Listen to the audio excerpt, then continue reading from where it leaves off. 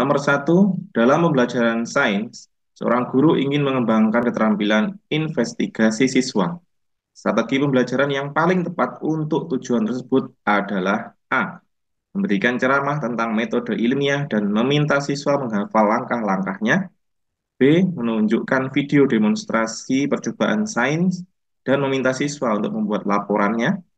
C. Meminta siswa untuk merumuskan pertanyaan penelitian, merancangkan dan melakukan percobaan sains sederhana, serta menganalisis dan menyimpulkan hasil percobaan, dan menyuruh siswa untuk menghafal rumus-rumus yang terkait dengan konsep sains tertentu.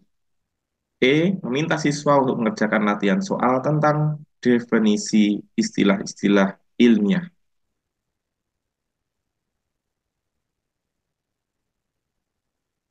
Strategi pembelajaran yang paling tepat untuk mengembangkan keterampilan investigasi siswa dalam sains adalah C. Meminta siswa untuk merumuskan pertanyaan penelitian, merencanakan dan melakukan percobaan sains sederhana, serta menganalisis dan menyimpulkan hasil percobaan. Strategi C memungkinkan siswa untuk mengembangkan rasa ingin tahu dan pertanyaan penelitian, mempelajari dan menerapkan metode ilmiah, bekerja sama, mandiri dan kolaboratif, menganalisis data dan menarik kesimpulan, mengembangkan keterampilan komunikasi dan presentasi. Strategi C juga memungkinkan guru untuk memantau kemajuan belajar siswa secara individual, memberikan umpan balik yang konstruktif, menciptakan lingkungan belajar yang aktif dan menyenangkan. Jadi jawaban nomor satu adalah C.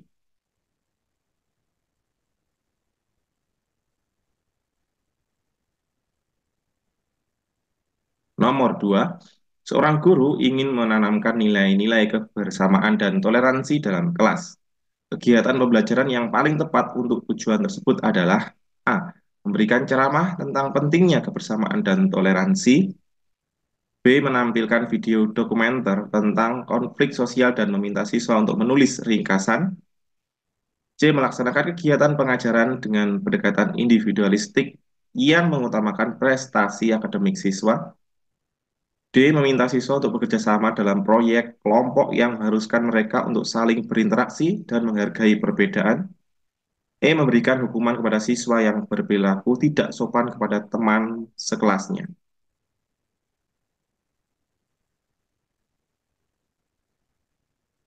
Untuk menanamkan nilai-nilai kebersamaan dan toleransi dalam kelas, kegiatan pembelajaran yang paling tepat adalah D. Meminta siswa untuk bekerja sama dalam proyek kelompok yang mengharuskan mereka untuk saling berinteraksi dan menghargai perbedaan. Kegiatan D memiliki beberapa keuntungan. Salah satunya mendorong interaksi dan kerjasama antar siswa, memberikan kesempatan kepada siswa untuk saling mengenal dan memahami perbedaan, membantu siswa untuk mengembangkan rasa empati dan toleransi, meningkatkan rasa tanggung jawab dan kepemimpinan siswa, membuat pembelajaran lebih menyenangkan dan berkesan. Contoh proyek kelompok, membuat mural atau poster tentang kebersamaan dan toleransi, melakukan drama atau pertunjukan tentang tema yang sama, merancang dan melaksanakan kegiatan pengabdian masyarakat bersama-sama. Dengan bekerja sama dalam proyek kelompok, siswa akan belajar untuk berkomunikasi dengan efektif, menyelesaikan masalah bersama-sama, menghargai pendapat dan perbedaan orang lain, dan menjadi pemimpin dan pengikut yang baik. Jadi nomor dua jawabannya adalah D, yaitu meminta siswa untuk bekerja sama dalam proyek kelompok yang mengharuskan mereka untuk saling berinteraksi dan menghargai perbedaan.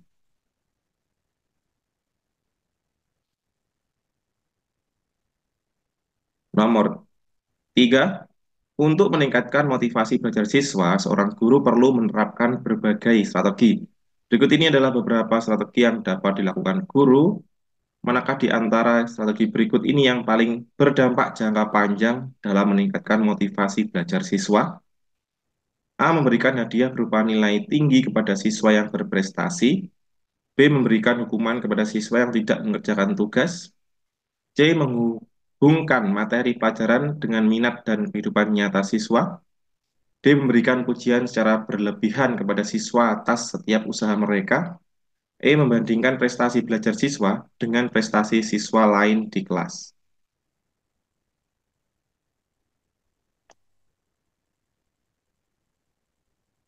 Dari pilihan strategi yang diberikan, C yaitu menghubungkan materi pelajaran dengan minat dan kehidupan nyata siswa, memiliki dampak jangka panjang yang paling signifikan dalam meningkatkan motivasi belajar siswa. Yang dulu ya guys. Menghubungkan materi pelajaran dengan minat dan kehidupan nyata siswa ya, memiliki beberapa keuntungan, yaitu membuat pembelajaran lebih relevan dan menarik bagi siswa, membantu siswa untuk memahami bagaimana materi pelajaran dapat diterapkan dan dalam kehidupan mereka, meningkatkan rasa ingin tahu dan motivasi belajar siswa, membuat siswa lebih aktif dan terlibat dalam proses pembelajaran. Contoh strategi yang menghubungkan materi pelajaran dengan minat dan kehidupan nyata, menggunakan contoh dan kasus dari kehidupan nyata, menerapkan pembelajaran berbasis proyek, menggunakan narasumber dari luar kelas, melakukan kunjungan lapangan, menggunakan teknologi dan media pembelajaran yang menarik. Jadi nomor tiga jawabannya adalah C.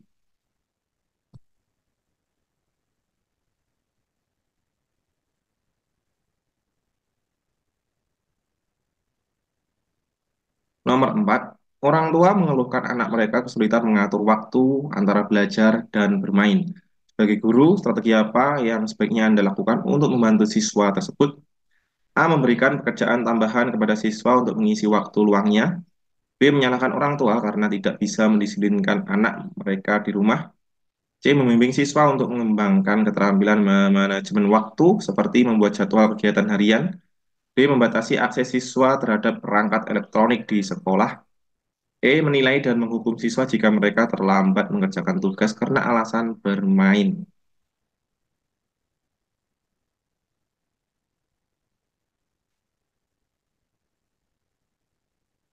Dari pilihan yang diberikan, strategi terbaik untuk membantu siswa yang kesulitan mengatur waktu antara belajar dan bermain adalah C. Membimbing siswa untuk mengembangkan keterampilan manajemen waktu, seperti membuat jadwal kegiatan harian. Membimbing siswa untuk mengembangkan keterampilan manajemen waktu memiliki beberapa keuntungan. Di antaranya membantu siswa untuk memahami nilai waktu dan pentingnya mengatur waktu dengan baik, memberikan siswa alat dan strategi untuk mengatur waktu mereka dengan lebih efektif, membantu siswa untuk menyeimbangkan antara belajar, bermain, dan aktivitas lainnya, meningkatkan rasa tanggung jawab dan disiplin siswa. Langkah-langkah yang dapat dilakukan oleh guru, berbicara dengan siswa dan orang tua untuk memahami situasinya, mengajari siswa cara membuat jadwal kegiatan harian, membantu siswa untuk memprioritaskan tugas dan aktivitas mereka, memberikan tips dan saran untuk mengatur waktu belajar dan bermain, memantau kemajuan siswa, dan memberikan umpan balik yang konstruktif. Jadi, nomor 4 jawabannya adalah C. Membimbing siswa untuk mengembangkan keterampilan manajemen waktu seperti membuat jadwal kegiatan harian.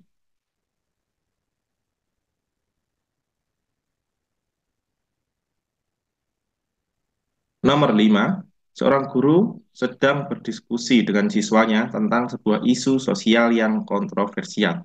Untuk memastikan diskusi tersebut produktif dan menghormati perbedaan pendapat, hal yang paling penting yang perlu diperhatikan guru adalah A. Guru hanya mengizinkan siswa untuk menyampaikan pendapat yang sesuai dengan pendapat pandangan guru. B. Membimbing siswa untuk berdiskusi secara objektif dan menghargai sudut pandang yang berbeda. C. Membatasi diskusi hanya pada pendapat mayoritas siswa di kelas. D. Menghindari pembahasan isu tersebut karena dianggap sensitif. E. Membatasi waktu diskusi agar siswa tidak keluar jalur.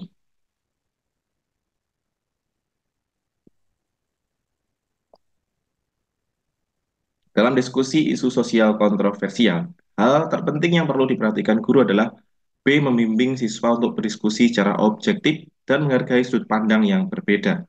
Membimbing siswa untuk berdiskusi secara objektif dan menghargai sudut pandang yang berbeda memiliki beberapa keuntungan, yaitu membantu siswa untuk berpikir kritis dan logis, mengembangkan kemampuan siswa untuk mendengarkan dan memahami pendapat orang lain, mendorong toleransi dan saling menghormati di antara siswa, menciptakan suasana belajar yang kondusif dan aman untuk mengekspresikan pendapat.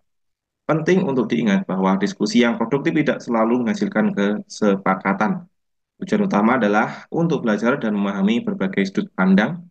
Guru harus bertindak sebagai fasilitator dan mediator yang netral.